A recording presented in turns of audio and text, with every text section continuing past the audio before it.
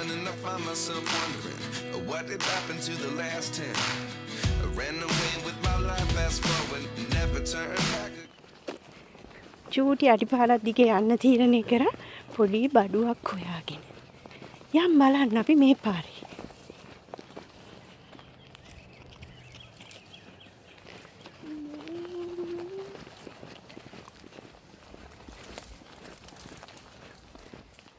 ඇත්තටම මං අද ආවේ අපේ ගෙදර ළඟ තියෙන පාක් එකට.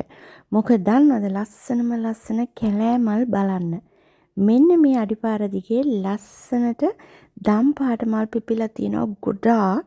ඇත්තම කියන මේ පාර පිපිලා තියෙන මල් ප්‍රමාණය අඩුයි ගිය අවුරුද්දට වැඩිය. ඒත් ඉතින් මට හිතුණා මෙතනට ඇවිත් මෙතන චුට්ටක් බලලා ඔයාලත් එක්ක මෙතන ෂෙයා කරගෙන යන්න ඕන කියලා.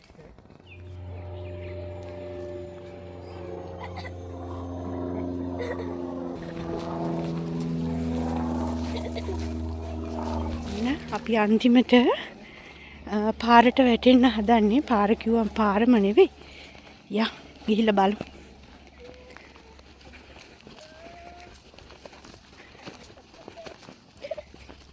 මෙන්න මේ දම් පාට මල් තමා මේ දවස්වල ලස්සනට පිපිලා තියෙන්නේ. ඔයාලට මං කිව්වනේ ගිය අවුරුද්දේ ගොඩාක් ලස්සනට මේ මල් පිපිලා තිබුණා කියලා. ඉතින් අප්‍රේල් මාසේ වැස්ස පොඩ්ඩක් අඩු වුණ නිසා වෙන්න ඇති මල් පිපුණ ප්‍රමාණය පොඩ්ඩක් විතර අඩු වෙලා තියෙන්නේ.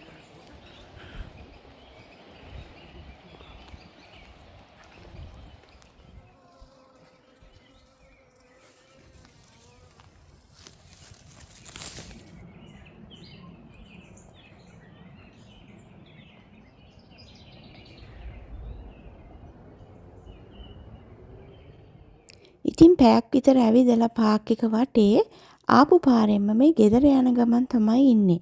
එහෙනම් හෙට උදේම අපේ එළවලු පාත්තියේදී හම්බෙමු. ගිහිල්ලා එන්නම්. ඉතින් පාක් එක ළඟම තියෙන චයිනීස් එකෙන් අපිට හිතුණා රෑට කන්න මොනවා හරි ගන්න ඕන කියලා. එතකොට මම දැක්කා මෙන්න මේ යාළුවව. වයිල්ඩ් ටර්කි කෙනෙක්. ඇත්තටම අපේ පැත්තේ වයිල්ඩ් ටර්කීස්ලා හැම තැනම ඉන්නවා. එයාලට කරදරයකුත් නැහැ. එයාලගෙන් අපිට කරදරයකුත් නැහැ.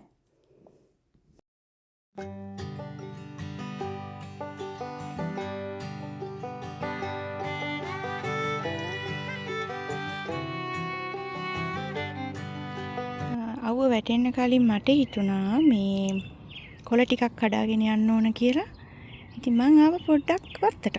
ඉතින් අපි බලමු මම මොනවද කඩාගන්නේ කියලා. ටර්නිප්ස් හොඳට හැදිලා. ඊට පස්සේ බීට් කොළ තියෙනවා මෙතන ගොඩක් හැදිලා. එහෙනම් අපි බලමු මොනවා හරි කඩාගෙන යන්න.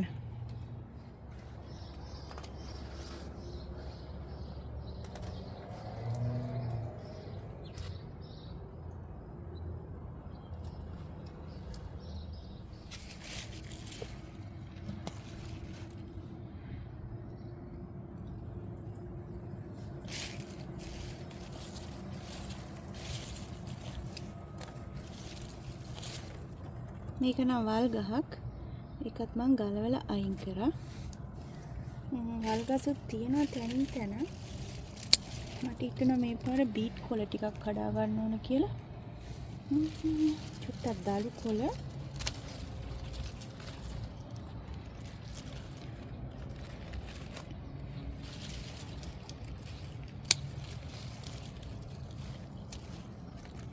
මේ ටම්පලා මේවා නම් බෝනස් අපි හදපුවා නෙවෙයි.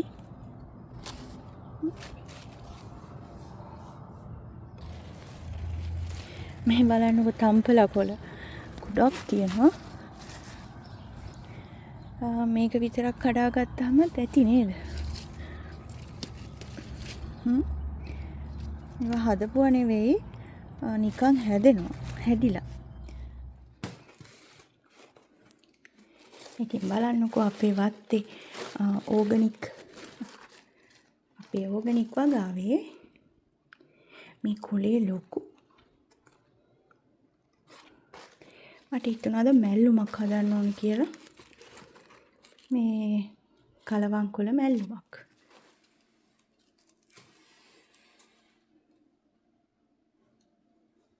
ඕකේ මම අද බටර් කේක් එකක් හදන්න යන්නේ. හරිම සිම්පල් විදිහට තමයි මම කේක් එක හදාගන්නේ. Butter gram 150යි.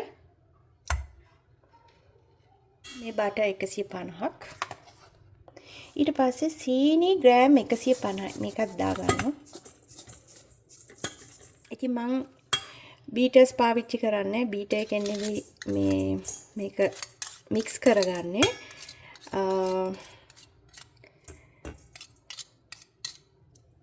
හිතන්න එපා මේක ඉක්මනට මික්ස් වෙනවා. මොකද බටර් හොඳට දිය වෙලා තිබ්බ නිසා. ඉතින් මේක හොඳට මික්ස් කරගෙන ඊළඟට මොනවද කරන්නේ බලමු.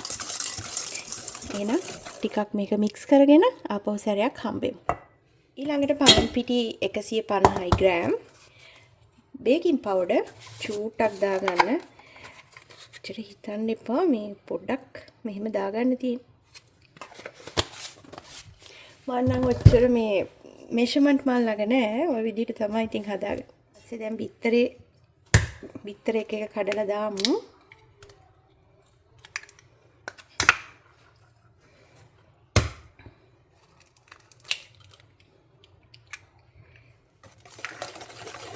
හදන හැටි ඉතින් එච්චර හොඳ නෑ වගේ පෙවුනට බලන්නකෝ හදලා ඉවරුනම කොහොමද තියෙන්නේ කියලා. තව එකක් දාමු.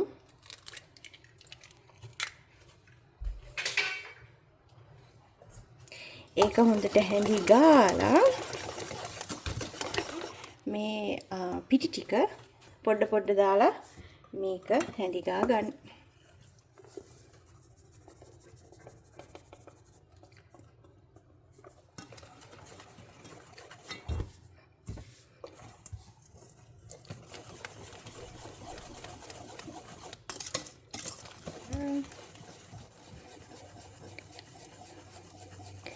ගෙදර ඇත්තටම බීටර් එකක් නැති වුණාට කමක් නැහැ. සහ බීටර් එකක් තියාගෙන හැමදේම තියාගෙන මං වගේ කම්මැලි කෙනෙකුට මෙන්න මේ වගේ ක්‍රමයක් මාර හොඳයි. ඉතින් මෙන්න මේ විදිහට මම ඔක්කොම මික්ස් කරගත්තා. පොඩි කැට තියෙනවා. ඉතින් ඔයාලට වෙලාව තියෙනවා නම් මේවා පොඩි කරගන්න. එච්චර අවුලක් නැහැ තිබ්බා කියලා. වාදනයක් හරි ගස්ස ගන්න හදන්න. මේ විදියට හදාගත්තා. මට හිතුණා එක පැත්තකට රටින්දි දාන්න ඕන කියලා. එහෙනම් මේක කපලා අරගෙන එන්න. මට හිතුණා ඊට පස්සේ මේකත් දාන්න ඕන කියලා. ඒකත් දාගෙන බලමු. හරි මේ ටික දාගත්තා. ඊට පස්සේ හදාගත්ත කේක් බැටර් එක මේකට දාන්න තියෙන්නේ මෙන්න මේ විදිහට.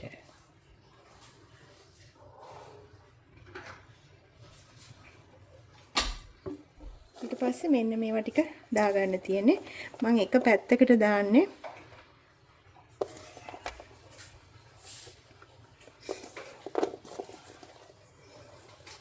දැන් කේක් එක ඔක්කොම හරි මේවා ටික දැම්ම. දැන් චූට්ටක් විතර මෙහෙම හරි ගස්සගෙන oven එක මං හීට් වෙන්න දැම්මා. දැන් තියෙන්නේ තව ටිකකින් මේක දාලා ගන්න.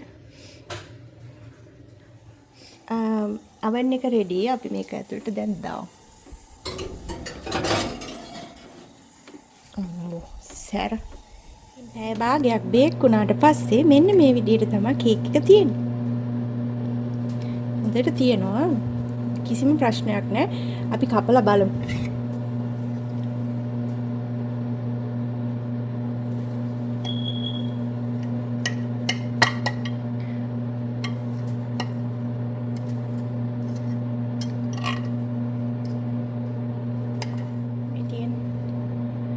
තියෙනවා නේද? උණුයි රහලා කාලා බලන්න හිතුණා.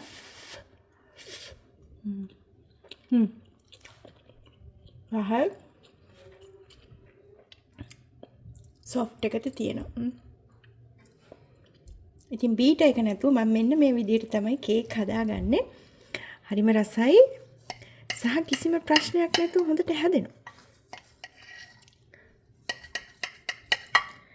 දැන් මේ සතියේ ටී ටයිම් එකට මේක තමයි කන්නේ.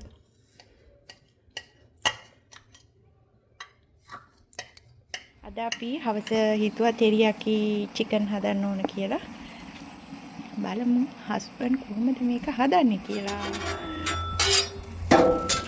අපි බලමු මේක කොහොමද හදන්නේ කියලා. නාගෙන ආවා.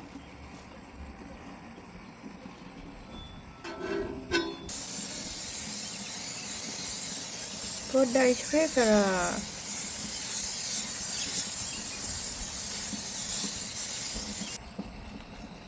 ඊට පස්සේ තෙල් දාගන්න ඕනේ.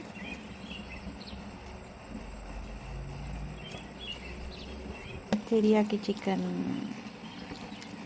මෙතන බිම් එකකින් තියලා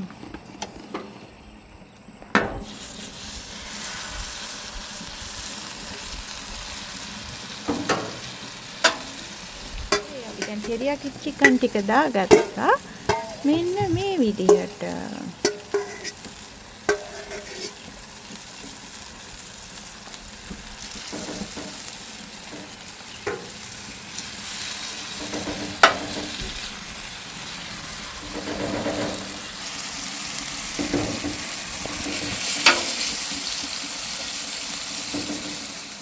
ඉතින් මේ විදිහට දාගත්තා තෙරියාකි චිකන් එක. දැන් ටිකක් බැදෙන්න දෙන්න ඕන. එහෙනම් අපි ආයෙත් ටිකකින් හම්බෙමු.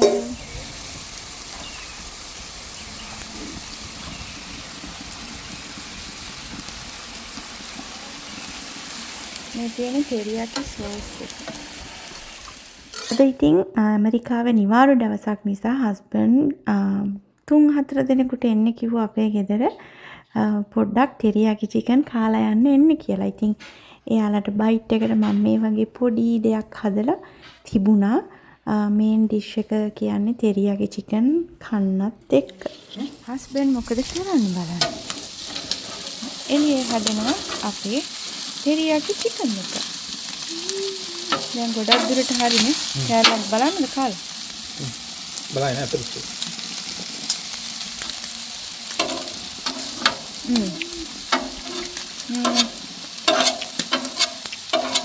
රහයු මොනවාද අඩුපාඩු බැලු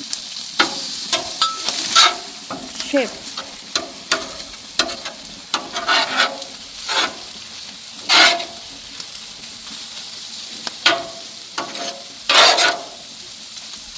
ඉතින් මෙන්න මේ විදිහට තමයි අපි තෙරියාකි චිකන් එක හදාගත්තේ.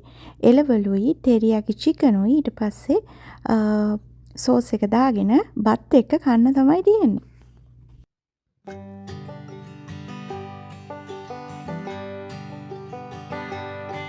අපේ ගෝවා පාත්තිය මම මේ හදන්නේ ගෝවා පාත්තියේ පණුවෝ අයින් කරන්න. බලමු පණුවෝ ඉන්නවද කියලා. හස්බන්ඩ් මෙන්න මේ විදිහට කොලේ උස්සලා බලනවා මේ පණුවෝ ඉන්නවද කියලා. මම නම් හරිම ආස නැති වැඩක් මේ පණුවෝ හොයන එක.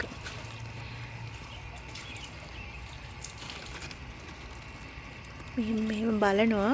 ඊට මාර විදිහට පණුවෝ අන්න එක්කෙනෙක් ඉන්නවා. මේ ඉන්නේ එක්කෙනෙක්. මේ එක පණුවෙක් හිටියාම ඇති ඉතින් කනවා ඔක්කොම. යාව අරගමු. ඉන්නේ මේ පණුව තමයි ඉන්නේ ඉතින්. මාර විදිහට ගෝවා පාත්තියේ ඉන්නවා. ගෝවා කියන එක ඉතින් වෙලාවකට කඩේ ගෝවා කන්න හිතෙන්නෙත් නෑ. පණුවන්ට ගහන බෙහෙත් හිතුවාම. ඉතින් මං හිතුවා මෙයාට කොලයක් දීලා කොලේ උඩට දාලා මෙන්න මේ විදිහට කොලේ උඩට දාලා මෙයාව අයින් කරන්න.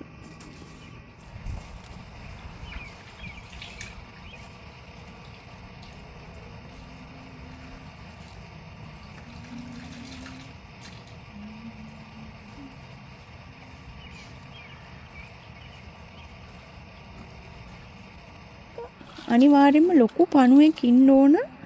මේ ඉන්නේ තව එකෙක්. මේ බලන්නකෝ. හොයන්නවත් බෑ. මේ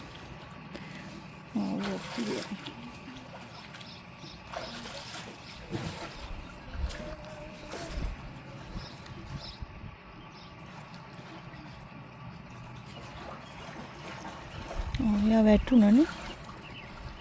කොහේ හරි වැටුණා. තව ලොකු එකෙක් හිටියා.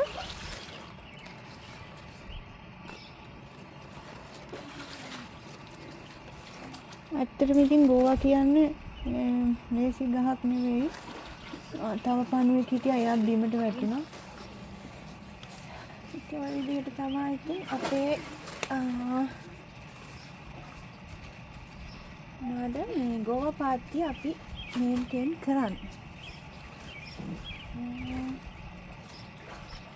මේ ටර්නිප්ස් වලත් මාරිදියට පණුවෝ ඉන්නවා කොලේ. ලොකු පණුවෝ ඉන්නවා.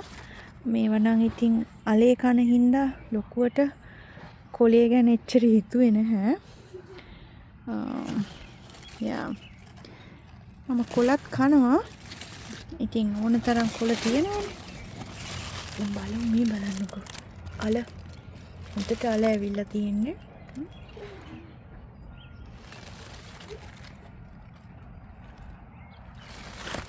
දැන් මට වැඩක් දුන්නා. මේ මොනවද දඹලවල මේ වැල් ගිහිල්ලා තියෙනවා. වැල් ටිකක් පුළුවන් නම් බඳින්න කියලා. මම ඉතින් ආවා. අපි ආයේ පැත්තට. මේ තමයි අපේ දඹලවැල්. මම දන්නේ මොන වැල ගැනද කිව්වේ කියලා. යා කිව්වේ මේ දඹලවැල් මේවට අල්ලන්නේ නැහැ කියලා. මේ කෝටු වලට අල්ලන්නේ නැහැ කියලා. ඉතින් අපි බලමු මේක බැඳලා දාන්න. අද තමයි අන්තිම දවස. අද මාර සීතලයි එළිය. සම වුණාට නෑ. ඉතින් දන්නවනේ අපේ පැත්ත ඉඳලා සීතලයි. ඉතින් හෙට ඉඳන් මාර එළියට රස්නේ කරනවා. 90 ගණන් වලට යනවා. මම ඇත්තටම හැපි. මොකද සමර් ෆීලිං එක එන්නේ නෑනේ මෙහෙම සීතල තියෙනකොට හැම වෙලේම.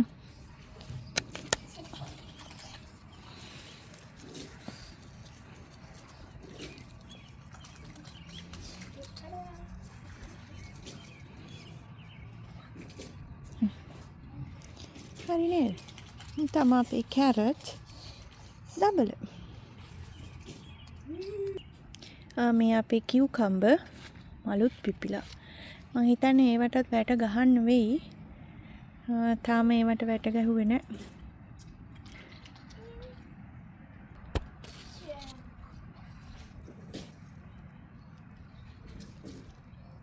මේ බීන්ස් මලුත් පිපිලා පොඩි උනාට ඉතින් මල් පිපෙනවා. මගේ අල එක අල ගෙඩියයි මේකේ තියෙන්නේ. බලමු අල ගොඩක් එයි කියලා හිතනවා මේ. මගේ අල පැලේ. ඔයාලට පෙන්වන්න බැන්නානේ මගේ දාස්පෙතිය ටික. මේ ටික හොඳට හැදිලා මගේ අයිඩියා එකේ විදිහටම ඉතින් වැඩ කරනවා. ලස්සනට මේකේ වටේට මල් පිපෙන්න තව මට ඕන උනේ. ඉතින් මං හිතනවා මේක ලස්සනයි කියලා. මේ ගහත් ඔයාලා දැක්කනේ මං හදනවා සැල්වියා ගහ. හරිම ලස්සන දම් පාට මලක් පිපෙනවා. මේ බලන්නකෝ. එහෙනම් මං ගිහින් එන්නම්. ලබන සතියේ තාපහු සැරයක් හම්බෙමු.